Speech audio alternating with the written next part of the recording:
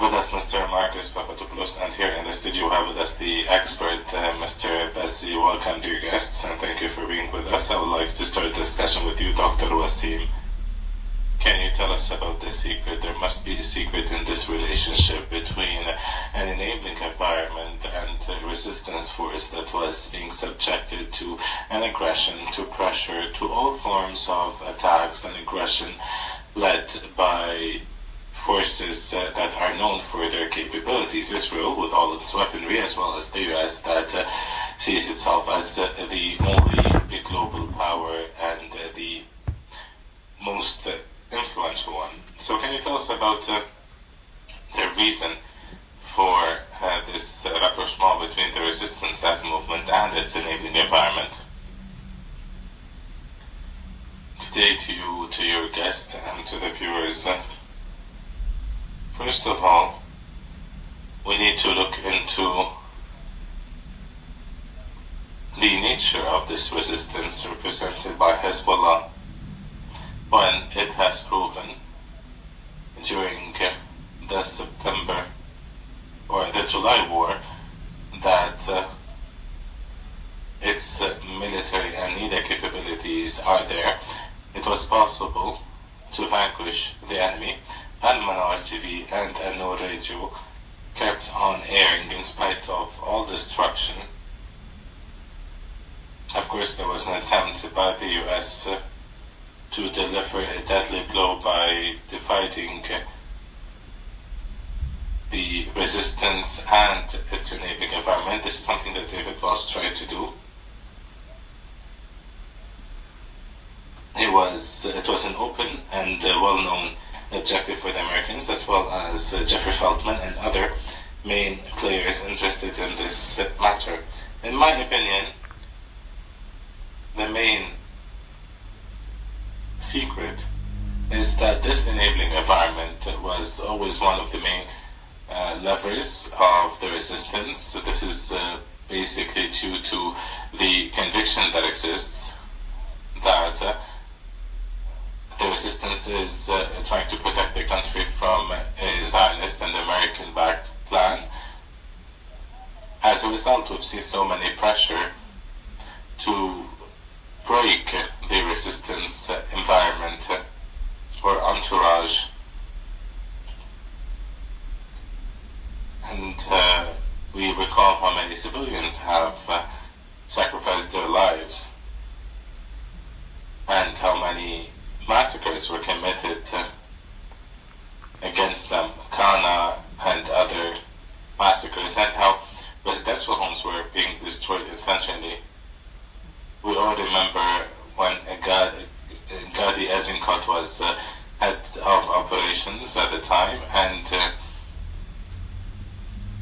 he launched a new term, which is the Dahi ideology, a small parcel of land that represented a real challenge for the Israeli forces. And we have to remind everyone that it's the same area that made the Marines, the French, and other multinational forces in 1983 leave the country defeated and humiliated. So we're talking about Dahi, which is the southern suburb of Beirut, that stood by the choice of Abdel Nasser for impunity against the American plan. It stood by the Palestinian resistance when it came to Lebanon to resist Israel. The same region is standing today by the resistance movement. And perhaps in the introduction I talked about this area as a main hub. It's not a hub that chose the resistance in 1980. It was always for that choice ever since Israel appeared. And this is why we remember that after the 1982 invasion and the southern suburb, those who led the region are part and parcel of that region and part and parcel of the resistance experience in Palestine that was transferred to Hezbollah. They were able to accumulate so much experience and expertise, and they had the same spirit of resistance as the Palestinian brothers and sisters. And we can say that the resistance in Palestine learned from the Abdel Nasser movement in Egypt. So all of this is part of a cumulative effort that culminated in the defeat of Israel in the 2006 war. We will discuss more the secrets behind this cohesion, this entire synergy that exists between the resistance as individuals, leaders, and officers, and the enabling environment in Lebanon. I would like to welcome Dr. Mohammed Halassa from occupied Jerusalem. Dr. Halassa, it's not unknown that Israel has been always keen on highlighting this aspect of the battle by targeting the enabling environment of the resistance, as Dr. Wasim has said, destroying the southern suburb, committing massacres in the south and the Bekaa, was aiming at turning the enabling environment against the resistance during the wartime, and the same attempt continued after the war through media instigation and the fabrication of a well-targeted narrative. As you know, Dr. Halsa, this approach was not used with the resistance in Lebanon alone, but it's the same approach that's used with any form of resistance in Palestine and elsewhere, by trying to target the enabling environment of the resistance as a main pillar for the existence of that resistance movement. So I would like to see what's your take on that, Doctor. Greetings to you, Kamal, to your honorable guests, and to the honorable viewers.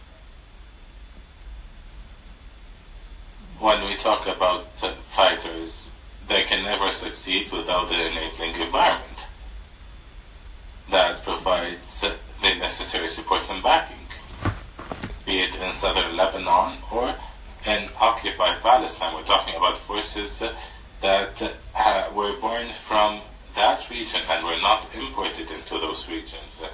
These are the same men and women who belong to this land and to this enabling environment. So these are the same families who have resided in these cities and towns that were facing this occupation and invasion, and they carried with them the same memories, and this is why they decided to stand against an enemy that has brought nothing but destruction to our people. At the same time, we have to take into account that this resistance movement knows that it's dealing with a superior enemy, but it's paying the price for that by sacrificing its stability and security, and still was able to deliver a blow, a defeating blow to this enemy. This is a very important aspect, because in its essence, it shows that this resistance movement is very much in synergy with the enabling environment, and they all suffered the same effects of that occupation. They have always paid the price of procrastination and the defeat that was always enabled by the older Arab regimes in our collective mindset. As a result, these popular forces had no other choice but to enter into synergy with this resistance. Otherwise, they will keep on losing their rights and getting undermined by the occupation forces. Dr. Muhammad, based on what you're saying, when we talk about the enabling environment of the resistance or social environments, you think that they produce this resistance, and this is due to the same kind of pain, sacrifice, and it's the environment itself that produces the resistance, and that they are not two separate things. It's the resistance movement that's born from that environment as a result of the common destiny, right? Yes, precisely. This is what I was alluding to at the beginning. I said that the resistance movement is part and parcel of that environment. It's not imported into that population.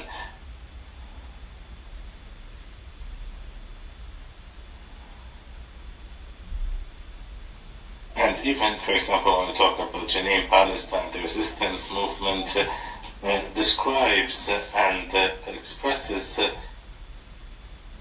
the same aspirations throughout the occupation. By Israel, it was not possible to bridge a gap or to create a gap between the resistance and its popular base. Although Israel knows very well that succeeding in this matter is the best way to encircle the resistance and to end it. But we notice that whenever a martyr dies in Jenin or in the West Bank, we have tens of young men who are ready to replace that person. Israel knows that, for example, using coercive measures against the people will not actually achieve what it wants, because the more killing Israel does, the more it tries to undermine this relationship, the more it sees that there is growing popular support for the resistance movement, and then comes a reaction that's against what Israel wishes. After the invasion of Jenin last time and the destruction of the infrastructure, Israel tried to attack public infrastructure, but after the withdrawal of Israeli tanks, we saw how the entire camp and the entire city and cities in the West Bank expressed great support to the resistance movement. So, Doctor, when it comes to popular support and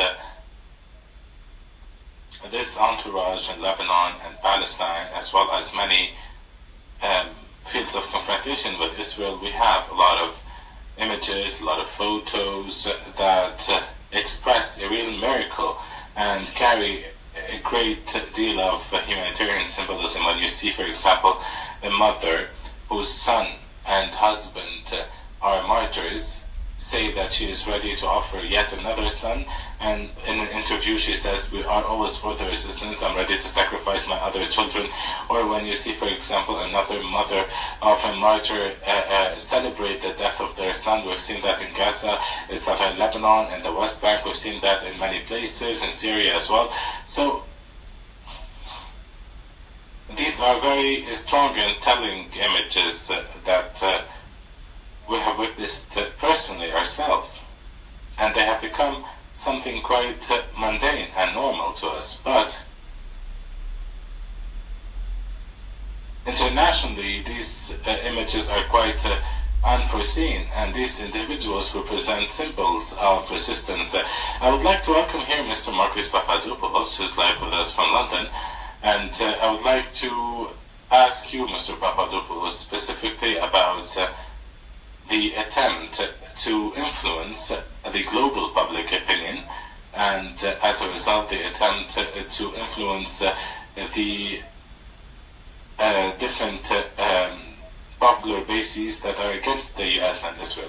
We know that in the West there is a huge media machine working, and there is a strong capacity to infiltrate societies in order to pass a certain message or a certain narrative. So do you think that all of these attempts have affected the history of struggle against occupation?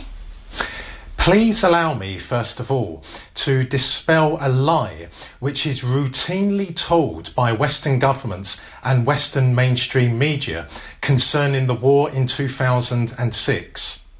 It is an incontrovertible fact that Hezbollah was victorious in the 2006 war. In military terms, Israel failed to achieve its stated objectives, namely to destroy or degrade Hezbollah.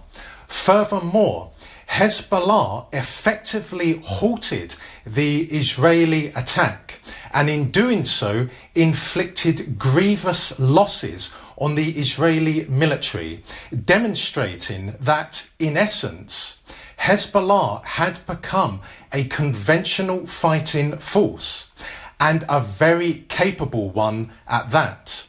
And in political terms, Hezbollah demonstrated to everyone in Lebanon that it is willing and more than capable of standing up to and halting Israeli aggression. Now, 17 years on, the dynamics of the Middle East have changed quite substantially. The Hezbollah, by all accounts, and I am referring to military officials across the world, is a formidable fighting force. It is extremely well led, extremely well motivated, and extremely well equipped. On top of that, Iran's influence and power in the Middle East is growing as each year goes by. And finally, Russia has returned to the Middle East, literally and metaphorically speaking, in which there is not only a strategic partnership in existence between Moscow and Tehran, but there is also what I describe as an unofficial alliance between Russia, Syria, Hezbollah, and Iran. And this unofficial alliance will, in the long term, end Western hegemony in the Middle East. Now, you ask me about the role of the media in the West concerning the plight of the Lebanese people and the Palestinian people.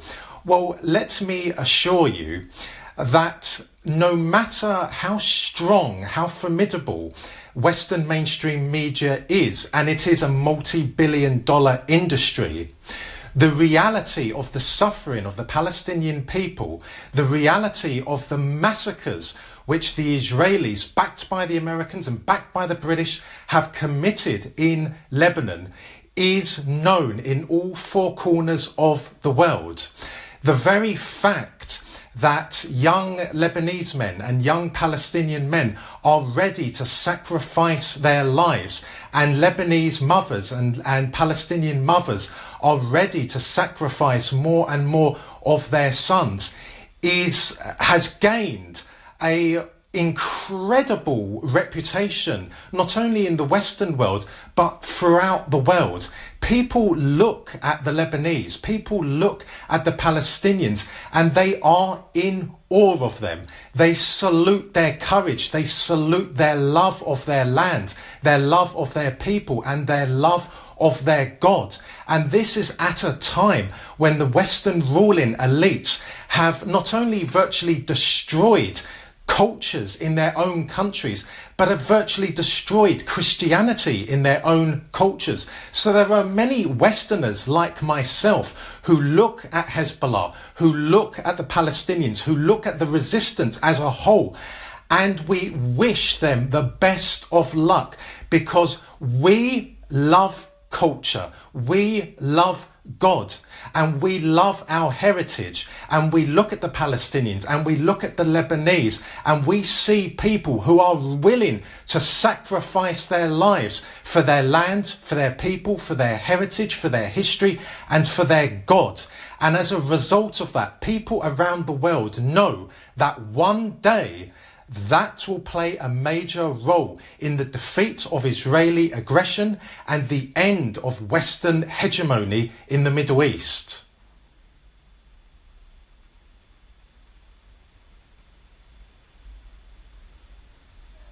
Very well. Mr. Papadopoulos, of course, we're talking here about public opinions that are in direct clash with Israel. We're talking about the Lebanese, the Syrian, and the Palestinian popular base. But when we talk about the enabling environment of the resistance, objectively speaking, is existing mainly in the Arab world, in the Muslim world, all over the world, of course, but this is mainly in Arab countries. Of course, there are some that are trying to prevent these environments to express themselves for political purposes, for special interests, etc.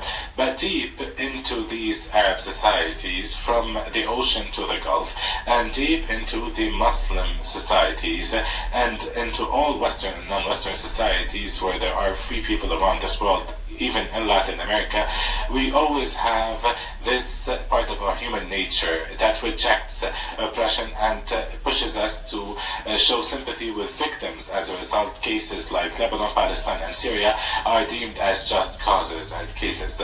Dr. Wasim, many studies have emphasized the role of the resistance entourage in Lebanon. The different think tanks in Washington and the Western media resorted to a lot of researchers in the Congress, some Lebanese and others, in order to speak about the secret of this relationship and how is it possible to disassociate the resistance from its environment. It turned out that this is impossible, but today, at the present time, do you think that this failure has led to a direct attempt to punish the entourage itself and to turn social components against each other based on specific differences, confessional, denominational, etc.? So if we cannot create a gap, let's punish the environment? Yes, I can say that this is the last bullet they have. This is the last card that they can play. When it's impossible to create a gap between the resistance and the popular base, then the popular base itself has to be punished.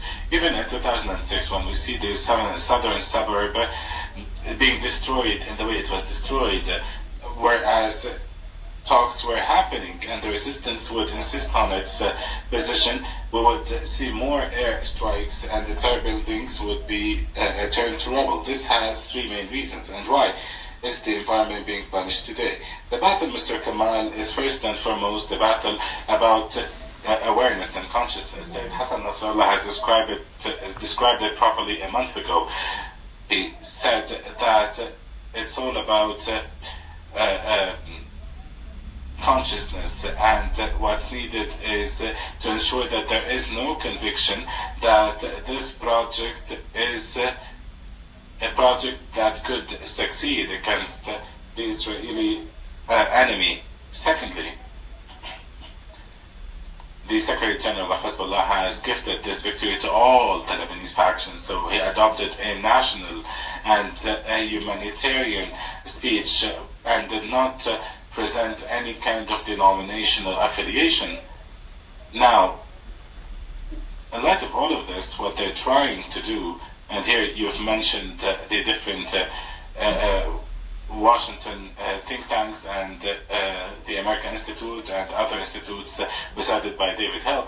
A few weeks ago, a discussion was held on the situation in Lebanon in presence of Mona Yacoubian, Randa Slim, and other experts that you were alluding to, as well as Fadl Khouri, the president of the American University.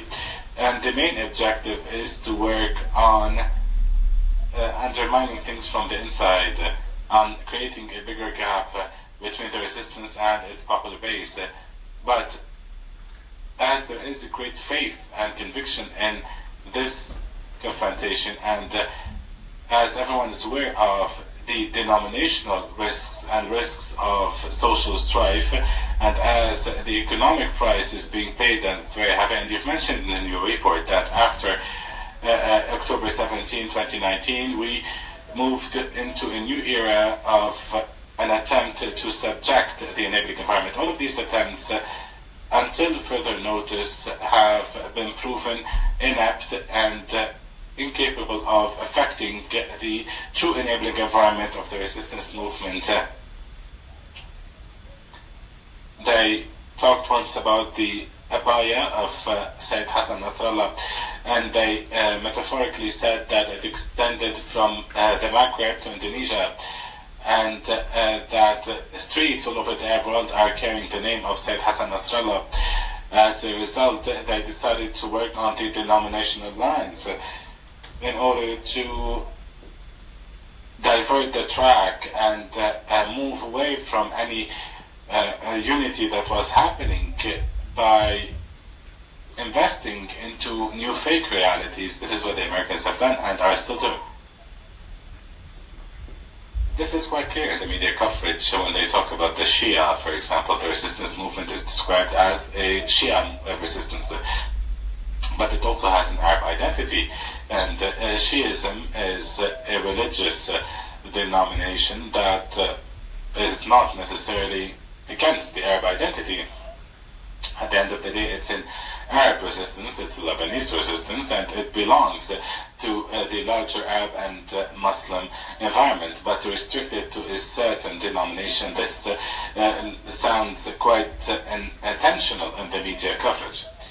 Dr. Mohammed Halsa, I want to see what's your take on this, especially with reference to the economic blockade, to sanctions, etc. These are some of the tools that are being used by Israel and the US and those who support them against any one who dares to oppose them. Yes, the main objective is to make that enabling environment pay the highest price in the ongoing confrontation. And this is what Israel has been pinning high hopes on, considering that this would ultimately turn the public opinion against the resistance and push it to stand up against that resistance. So it's about fighting people through their livelihoods. But it has also failed and did not offer any achievement for Israel or the US. What happened was actually the total opposite of what Israel was intending to achieve. We have seen greater popular solidarity and greater support for the resistance movement. As we've said, the main keyword here is that the resistance movement is an indigenous part of this collective identity and conscious. As a result, whatever Israel does through direct aggression, through economic sanctions or frustration will not bear any fruits. Here I would like to refer to something quite important, as Israel was trying to create a gap in these societies.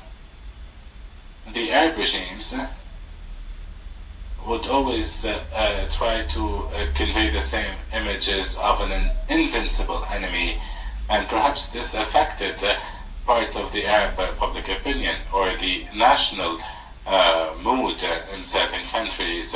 So until everyone believed that Israel is faithful and nothing can be done about it. So they tried to promote this level of frustration, and then they tried to turn the public opinion against the resistance, making everyone think, what are you to gain from standing against Israel, whereas entire Arab armies were not able to stand up for Israel or stand up against Israel.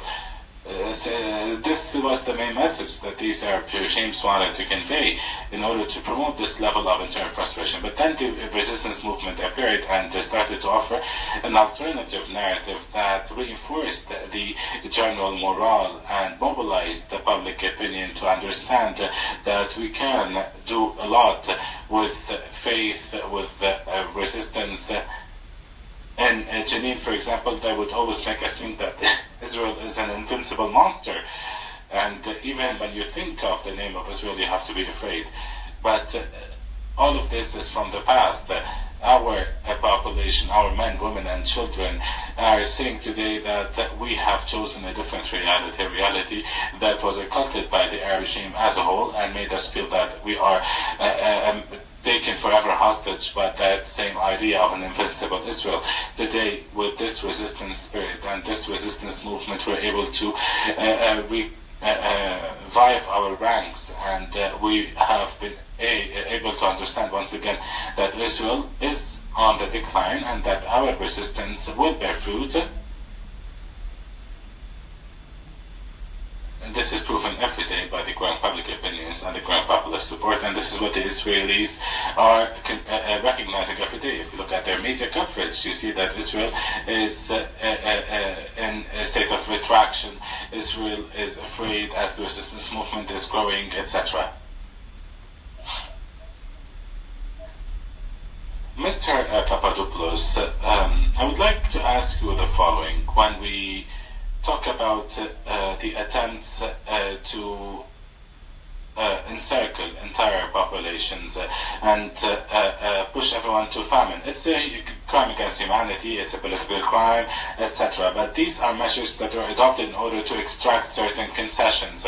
And this is done in so many places that it has become almost acceptable. We've seen that in Syria and Lebanon, a lot of economic difficulties. Gaza is also under blockade, and the reason is the same one. These areas are not subjecting themselves to the US and Israel.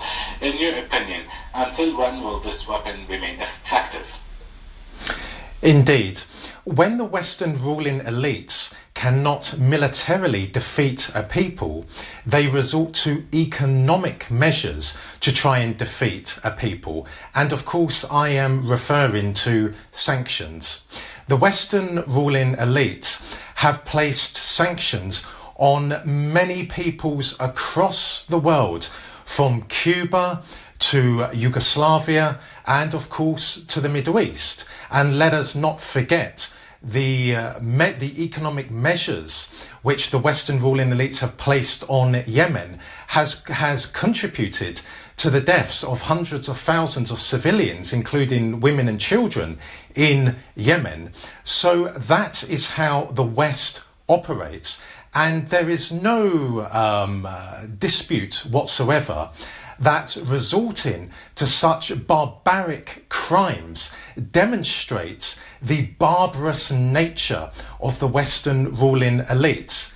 But even though people in the Middle East, such as the Palestinians, the Syrians and Yemenis, have suffered enormously, have paid with their blood because of the economic sanctions which the West have placed on them, this has also failed to defeat them. And we have to ask a question: why? Why is that?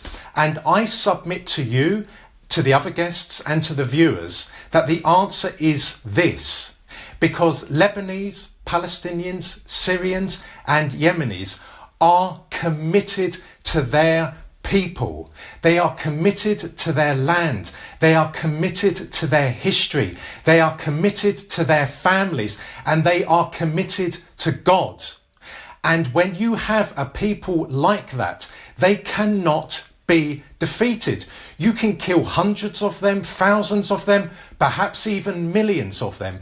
But one day their faith in themselves, in their people, in their countries and in God will prevail. And that is why we see the Israelis, the Americans and of course the British become more and more desperate with how they are trying to preserve Western supremacy in the Middle East. And it is not working. No different to how the... Thank you very much, Mr. Marcus Papadopoulos, your expert in international affairs from London. And sorry to interrupt you, but our time is up. Dr. Mohammed Hals, expert in Israeli affairs from occupied Jerusalem. Thank you for being with us. And Dr. Wasim Beza, expert in political affairs. Thank you for being with us here live in the studio. Dear viewers, we will conclude this coverage with a report from Latin America by our colleague Orwa Mahmoud, in which he talks about Latin American states and how do they perceive this victory, as they are the backyard, the so-called backyard of the US. Thank you very much, Mr. Papadopoulos. I hope that went well for you, sir.